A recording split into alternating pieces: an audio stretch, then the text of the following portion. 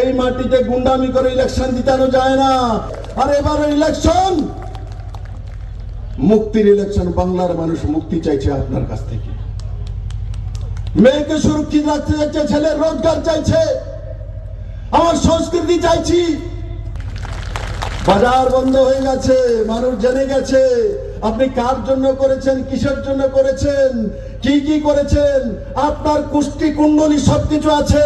জনতা এবার খুলবে 2026-এর নির্বাচনে আপনাকে চিরতরে বিদায় করে বাংলার মানুষ বাংলাকে মুক্তি দিয়ে ভারত মাতার জয় গান করবে।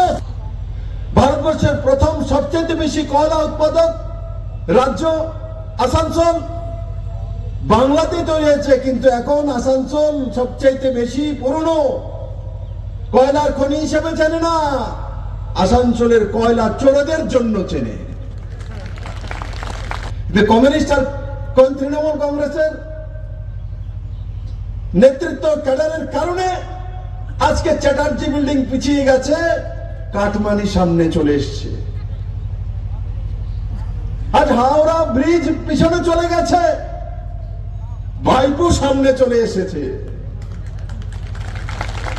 আজকে দুর্গাপুর স্টিল প্লান্ট, ভারতবর্ষের প্রথম স্টিল প্লান্ট, সেটা পিছিয়ে গেছে। দুর্গাপুর মেডিকেল কলেজের মধ্যে এমবিবিএস এর স্টুডেন্টের বলাৎকার হয়, ধর্ষণ হয়, সেটা এগিয়ে চলে এসেছে।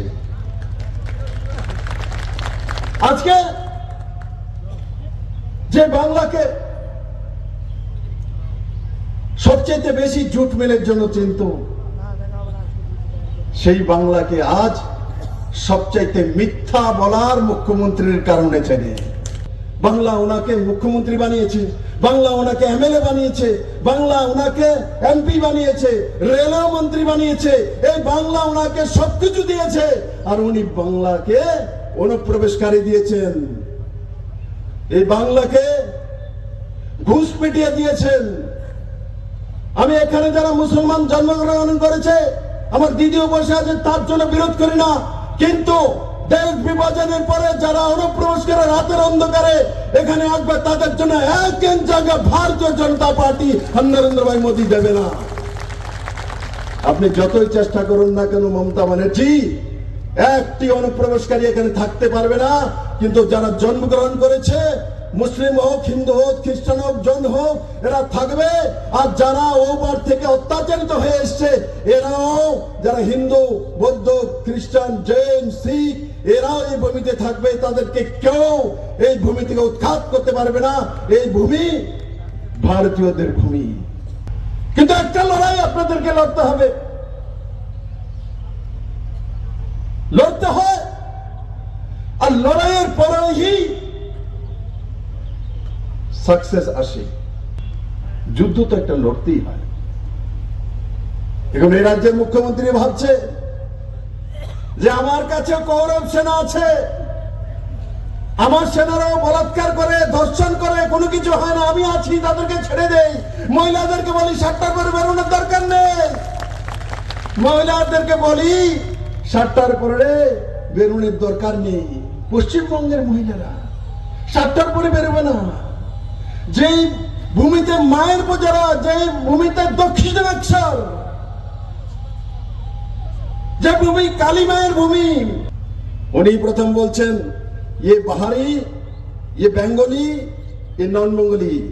উনি বাংলার মানুষ, উনি বাঙালি, উনি নন বাঙালি। আমি ওনাকে জিজ্ঞাসা করি, প্রতীক জৈন কোন বাঙালি? আপনি গেলে বাঙালি না হলে চলে।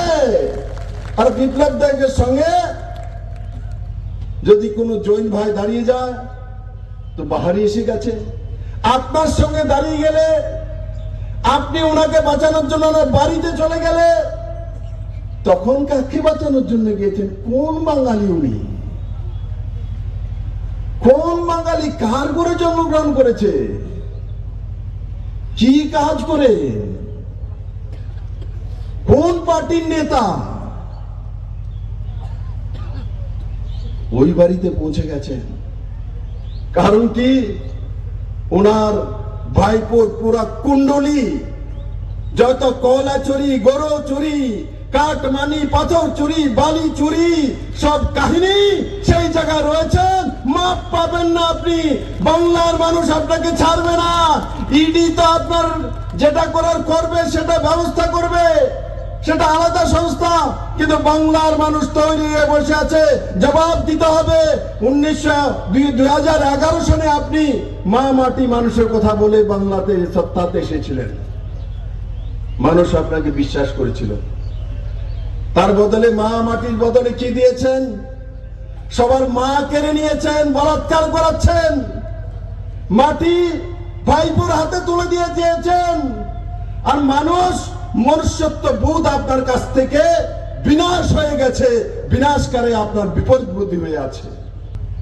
আজকে বাংলার মায়েরা নিজের ছেলে মেয়েকে নিজের কাছে রাখতে পারছে না।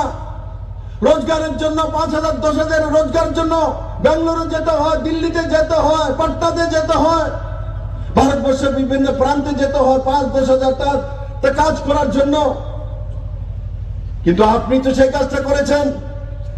আপনি আপনার ভাইপোর কাজ করেছেন, আপনি আপনার ভাইপোকে এস্টাবলিশ করেছেন। বাংলার মেয়েদের যে স্বভাব আপনার মধ্যে আছে, কিন্তু আপনি মুখ্যমন্ত্রী হয়ে বাংলার প্রতিটি ঘরের ছেলে মেয়ের জন্য করেননি।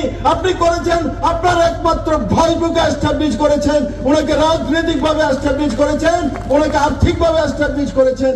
কিন্তু বাংলার বাকি সব মায়েদের ছেলে মেয়েদেরকে কে এস্টাবলিশ করবে? কে তাদের নিজের পায়ে দাঁড় করাবে? তাদের জন্য রয়েছেন, আমি প্রতি বিশ্বাসের সঙ্গে বলছি আপনাদের কাছে, রয়েছেন তার জন্য নরেন্দ্র ভাই মোদী প্রতিটি মায়ের ছেলে মেয়েকে রোজগার দেবে, বাংলাতেই দেবে। আর 1.5 কোটি যে বাংলা থেকে বাইরে রোজগারের জন্য চলে গেছে, তাদেরকে আবার ফেরত এনে বাংলাতেই রোজগার দেব, কারণ বাংলার কাছে সেই ব্যবস্থা রয়েছে। কমিউনিস্টরা যে কাজটা করেছে, ওনার চেয়ে বেশি করে দিয়েছে। চা বাগান তো এখনো রয়েছে। সমস্ত চা বাগানগুলির মধ্যে না হলে তৃণমূলের শেয়ারদার, না হলে ওনার আত্মীয় স্বজনের শেয়ারদার হয়ে মূল বাগানি যারা রয়েছিলেন তাদেরকে উৎখাত করে বেড়াচ্ছেন। আজকে কমিউনিস্ট এবং তৃণমূলের শাসনের কারণে, বিশেষ করে 2011 থেকে এই 2025 বছর ওনার শাসনের কারণে, যে বাংলার ছেলে মেয়েরা প্রতি ব্যক্তি, আর যখন দেশ স্বাধীন হয়েছিল তখন ভারতবর্ষের গড় আয়ের 1.5 গুণা ছিল। আর আজকে ভারতবর্ষের যে 1,72,000 টাকা গড় আয়, তার চেয়ে নেমে এসে 1,29,000 টাকা রোজগার করে বাংলার ছেলে মেয়েরা। কোন সন্তানকে যদি এখন জন্মগ্রহণ করে তো 77,000 টাকা তার উপরে ঋণ থাকে, তার ব্যবস্থা মমতা ব্যানার্জি করেছে। বিশেষ করে জনজাতির দেখে সান অফ সয়েল বলে, তার ভূমি। আর 2023-এ বিজেপি করার কারণে 4 মহিলাকে মাটিতে গড়াগড়ি করতে করতে তৃণমূলের কার্যকর্তারা এখানে তিরস্কার করে। তৃণমূলের নেতার ছেলে জনজাতি মহিলাকে দর্শন করে, মারার চেষ্টা করে। তার জন্য এই ভূমিকে স্বামী বিবেকানন্দ দুনিয়াতে চিনিয়েছিলেন। তার জন্য বাংলাতে আমরা দুর্গাপূজা করি, তার জন্য আমরা বাংলাদেশ সরস্বতী পূজা করি। বাংলা কিসের ভূমি? মায়েদের ভূমি, শক্তির ভূমি। কালীর পূজা হয়, দেবীর পূজা হয়। আর এই রাজ্যের মধ্যে সবচেয়ে মহিলা অসুরক্ষিত।